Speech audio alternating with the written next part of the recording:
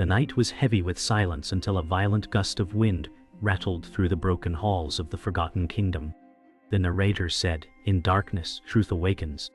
Prince Alaric said, "Who dares whisper in my ear?" His voice trembled as unseen words slithered into his mind. A silver bell tolled in the distance, each chime echoing with foreboding. The shadows bent along the stone walls as if alive. A maiden's scream cut through the night from the forest beyond. Eindel. The cursed sword clattered to the marble floor, as though dropped by invisible hands. Alaric said, "This place is alive with betrayal." The ground trembled, sending dust cascading from the ruined ceiling. The air itself seemed to shudder with a secret long hidden. The narrator said, "The kingdom stirs, and with it, all that was buried will rise again." The storm eased but left the air heavy, the silence unbearable. Alaric said, "I was not meant to find this place." The narrator said, "Yet destiny drew him here." His footsteps echoed across broken marble, each step pulling him deeper into the forgotten ruin. He felt the weight of his father's crown pressing upon him, though the crown itself was long buried. The torches sputtered and dimmed as though afraid of what lingered. His voice cracked, "The curse follows me." In the shadows, whispers lingered, repeating his words mockingly. The narrator said, "The walls remember betrayal, and memory binds the living to the dead." In the silence, a faint glow revealed itself, a mural half buried in stone.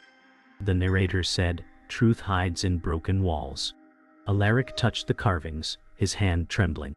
Alaric said, "Why does this feel familiar?" The mural showed a king's betrayal, swords raised against their own. Dust fell as though the stones wept. His eyes darkened, the weight of memory gnawing at him. The narrator said, "The kingdom did not fall by sword alone, but by treachery within."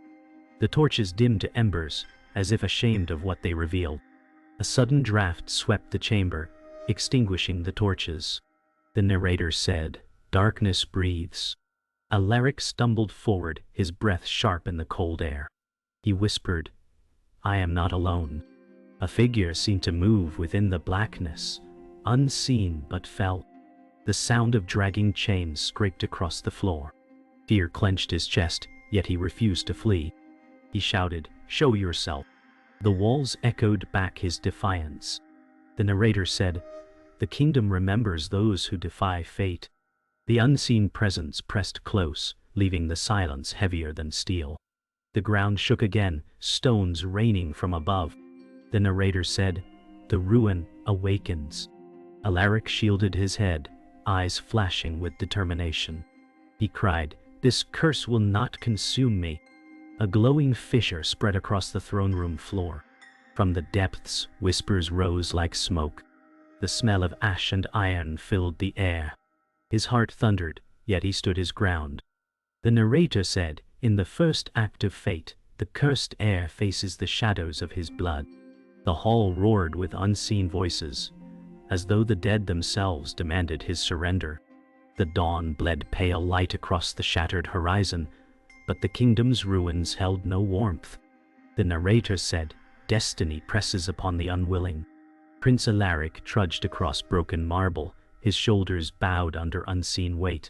He whispered, "I am no savior." The crown of memory haunted him, though his head was bare. Each echo of his step was like a judgment. The narrator said, "He carries the burden of 1,000 oaths, though none were spoken by him." The wind stirred again, scattering ash like forgotten prayers. Alaric said, "If fate calls, let it call another."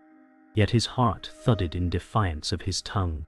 From the gloom stepped Cedric, the loyal companion, eyes burning with determination. The narrator said, "When kings falter, hearts of the humble rise." Cedric said, "I will follow you even to the end of the abyss." His voice cracked, but his spirit did not. Alaric turned, bitterness in his eyes, and said, "You should not waste your life on me." Yet Cedric stood firm, his hands trembling at his sides. The narrator said, "The underdog's courage shines brightest when all light fades." Their bond, born of pain, now stitched their fragile hope together. The ruined archway groaned as a cloaked figure entered, her eyes veiled yet sharp. The narrator said, "From shadow comes an ally forbidden." Lady Seraphine said, "The kingdom will not rise without blood." Her words cut the air like steel. Alaric stiffened, his hand tightening on his sword hilt. He said, "I know not whether to trust you." Her lips curled in a faint smile, neither warm nor cruel. The narrator said, "She carries loyalty chained to secrets untold."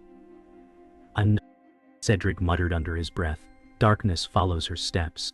The silence swelled, heavy with choices yet to be made. Beyond the ruins lay a forest shrouded in perpetual dusk, its trees twisted by age and curse. The narrator said, "Here, the forgotten kingdom breathes its sorrow." Alaric whispered, "It feels as though the earth itself mourns."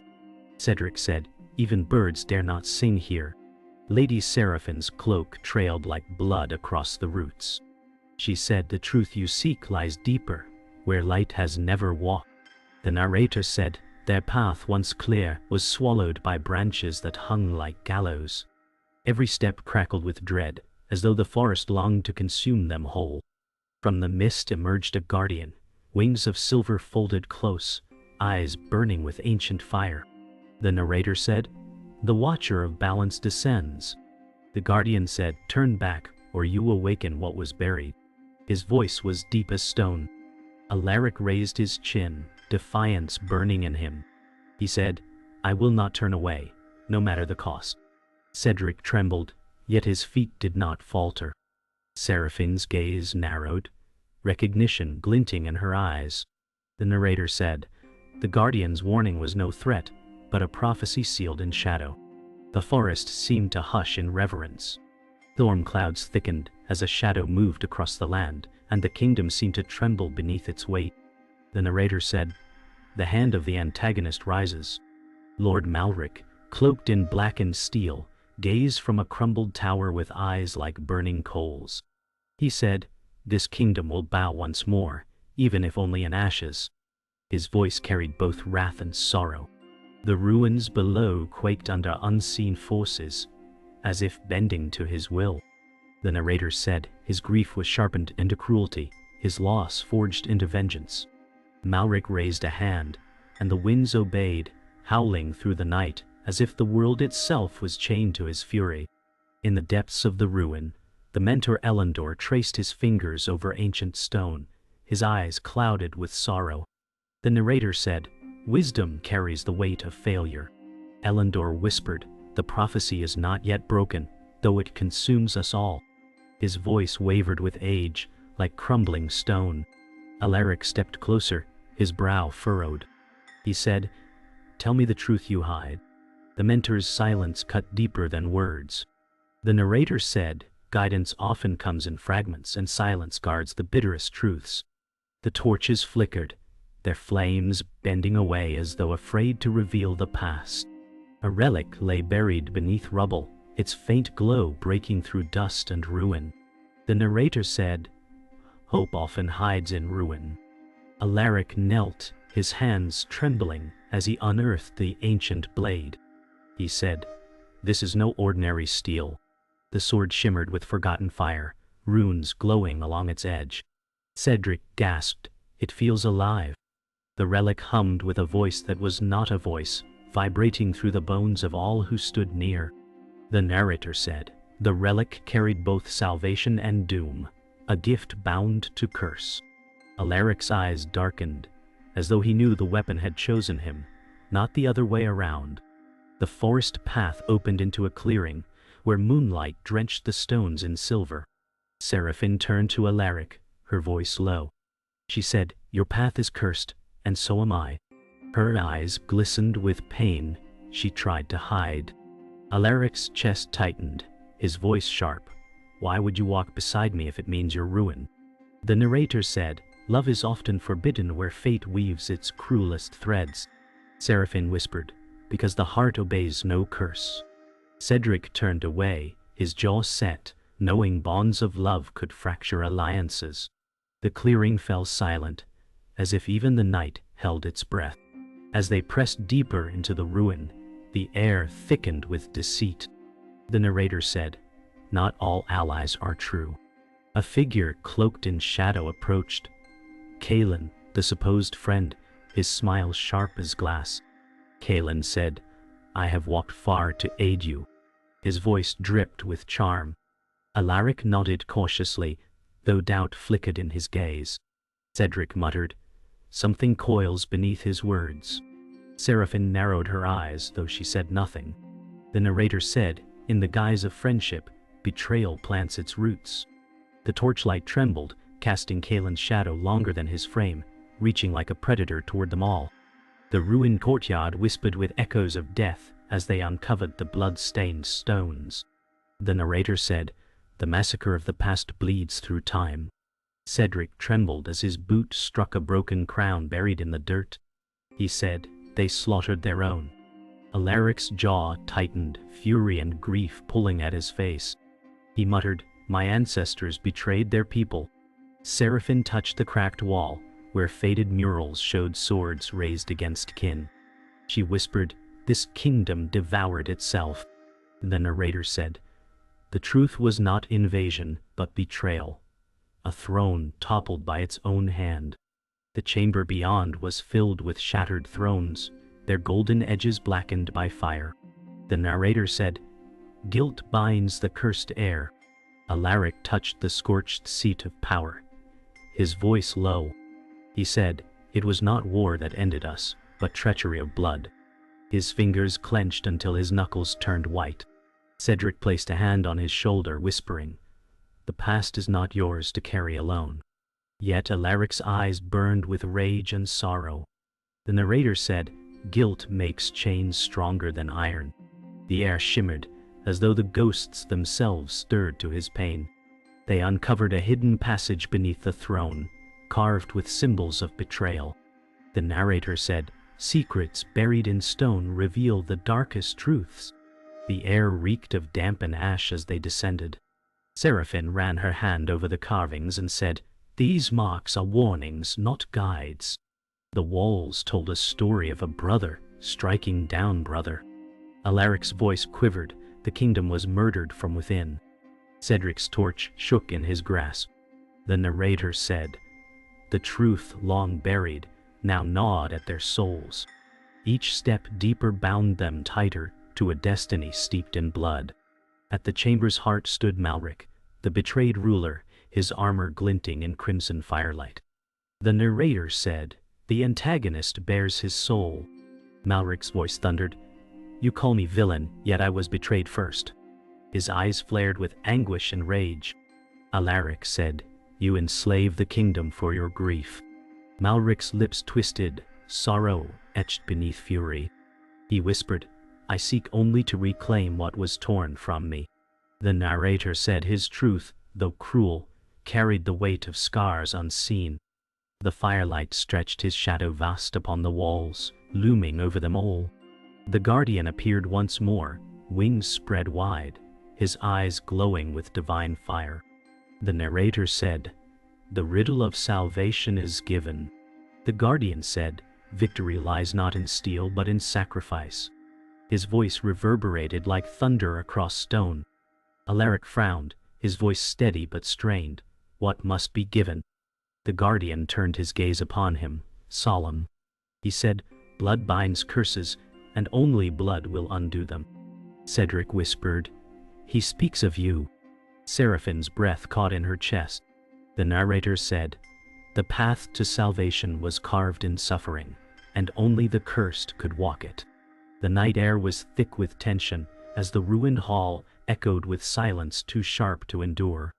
The narrator said, "Betrayal comes not from strangers, but from those closest." Kalen stepped forward, his hand resting lightly on his blade. He said, "Forgive me, Alaric, but I cannot follow a doomed heir." Cedric's voice thundered, "You swore loyalty." Alaric's eyes darkened, sorrow weighing heavier than rage. He whispered, "I trusted you as a brother," the narrator said, and so the first wound was not of steel but of trust broken. Shadows seemed to smother the torches, drowning the chamber in grief. The mentor Elendor stood apart, his staff trembling in his hand as his eyes filled with regret. The narrator said, "Even wisdom cannot escape the weight of failure." He whispered, "I should have spoken the truth sooner." Alaric turned, anguish in his gaze. He said, "You knew and stayed silent?" The silence between them cut deeper than any sword. Cedric muttered bitterly, "We are broken by those meant to guide us." The narrator said, "The fall of a mentor is a heavier loss than death, for it shatters hope." Elendor closed his eyes, his shoulders sagging as guilt consumed him.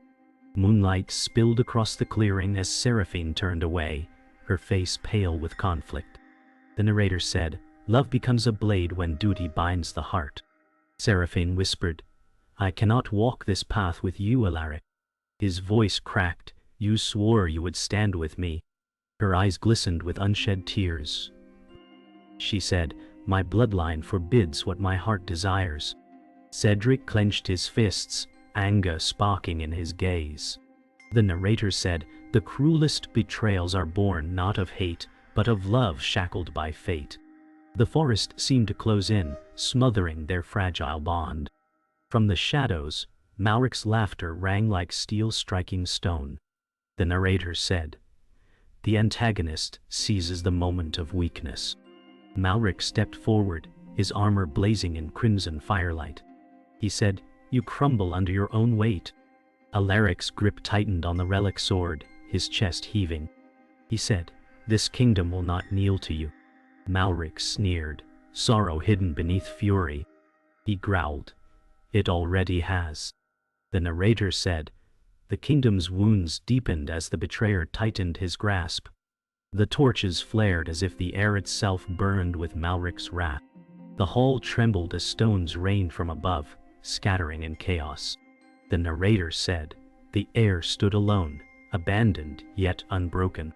Alaric's eyes burned with fury as he shouted, "This curse will not consume me." Cedric stepped back, torn between loyalty and despair. Seraphine's face was shadowed in silence, her cloak trailing like blood. Malric raised his blade high, his voice like thunder. He said, "Then let us see if you can endure." The narrator said, "The cursed stood against ruin, even when all bonds had shattered." The torches died, leaving only the glow of the relic blade. The rubble still smoldered, but Cedric stood firm, lifting his sword with trembling resolve. The narrator said, "When hope shatters, the loyal heart rebuilds it." Cedric cried, "Alaric, you will not face this ruin alone." His voice rang with defiance. Alaric turned, weariness etched deep into his face. He whispered, "You still stand by me, after all has crumbled." Cedric nodded, fire in his eyes. He said, "A crown may fall, but my loyalty does not." The narrator said, "The underdog carried the weight of faith, binding courage to despair." The shadows parted, as though bowing to his vow. Alaric drew the relic blade, its runes glowing brighter as though feeding on his resolve. The narrator said, "The heir embraced the destiny he once feared." He raised the sword high, shouting, "I accept what I am." Sparks danced from the blade, lighting the shattered chamber. Cedric's chest swelled with pride. He said, "That's the prince we've waited for." Seraphine's eyes softened, though shadows lingered in her heart. The narrator said, "The cursed became chosen, no longer hunted by fate, but wielding it." The ruins shuddered, as if the kingdom itself recognized its heir. The guardian descended, his silver wings stretching wide as his eyes burned like suns. The narrator said, "Ancient power is never given freely." The guardian said, "You have chosen, and so I grant you strength." His hand pressed against the relic blade, fire racing across its runes. Alaric staggered as energy coursed through him. He gasped, "It burns, yet it feels like life itself." Cedric steadied him, muttering, "Hold fast, brother." The narrator said, "Magic bound to blood is both gift and torment." The hall glowed with divine fire, casting out the shadows that dared linger. The sky split open as Malric unleashed his fury, summoning a storm of crimson fire. The narrator said, "The antagonist loosed chaos upon the land." Malric roared, "Your kingdom will burn before your eyes." His armor gleamed in the inferno, his shadow vast and merciless. Alaric raised his blade, firelight dancing across his scarred face. He said, "Then, let us end this." Cedric stood beside him, shield lifted high while Seraphine's cloak whipped in the storm. The narrator said, "Chaos met courage, and the world trembled between ruin and rebirth." The battle erupted in fire and ruin, steel clashing like thunder. The narrator said, "The kingdom bled once more, but this time for its rebirth." Alaric and Malric's blades collided, sparks scattering like stars. Cedric struck down foes at his side, shouting, "For the heir!" Seraphine hurled her dagger, its silver edge striking true. The guardian watched, wings spread, but did not interfere. The narrator said, "The clash of light and shadow tore the ruin apart. Stone shattered, fire roared, and destiny surged with every strike." The cursed hero now stood as the kingdom's final hope. The hall burned with crimson fire as Alaric and Malric faced each other, swords poised like fangs ready to strike. The narrator said, "The heir meets the betrayer in the final duel." Malric's voice thundered, "You are but a shadow of a broken crown." Alaric roared, "I am the heir, cursed yet chosen, and I will end this." Sparks ignited as steel clashed, echoing like thunder across the ruin. Cedric shouted from the sidelines, "Stand firm, Alaric!" The narrator said, "In this clash, not only steel but fate itself would break." Shadows recoiled as destiny demanded its price. The walls quaked as the truth was unveiled, carved in runes glowing with blood-red light. The narrator said, "The kingdom's fall was born of betrayal." Malric shouted, "It was your bloodline that struck first, murdering kin to seize the throne." Alaric staggered, his sword wavering. He said, "No, it cannot be." Seraphine's face paled, whispering, "The curse was born of your ancestors' greed." Cedric gritted his teeth, growling, "Then break it here, end it with your own hand." The narrator said, "The truth cut deeper than steel, leaving wounds no blade could heal."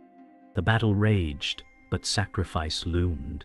The narrator said, "The cursed knew salvation demanded blood." The guardian's voice thundered, "Only your blood can unbind the kingdom's chains." Alaric's gaze hardened. He whispered, "Then let my life be the price." Cedric cried, "No, there must be another way." Seraphine's eyes welled with tears. She said, "Alaric, your life is worth more than a kingdom." He raised his sword high, runes blazing brighter than ever. The narrator said, "In sacrifice lies the purest defiance of fate." The ruin trembled as destiny prepared to consume him. Alaric and Malric clashed one last time, the relic sword against the cursed steel. The narrator said, "The climax burned with fire and grief." Malric snarled, "If I cannot rule, I will destroy all." Alaric cried, "This ends now." Sparks exploded as their blades locked. The relic runes flared, searing Malric's armor. With a final strike, Alaric drove the sword through, light engulfing them both.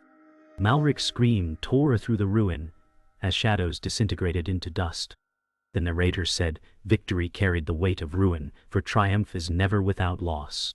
The flames dimmed, leaving silence broken only by the ruin's crumbling sighs. The narrator said, "The heir's choice shaped the kingdom's rebirth." Alaric staggered, blood staining his tunic, his sword dimming in his grasp. Cedric caught him whispering, "You've done it, brother." Seraphine knelt beside him, tears streaking her face. She said, "The kingdom breathes because of you." The guardian's voice echoed from ruin, "Life begins anew." Alaric's eyes closed, a faint smile on his lips. He whispered, "Let them live free."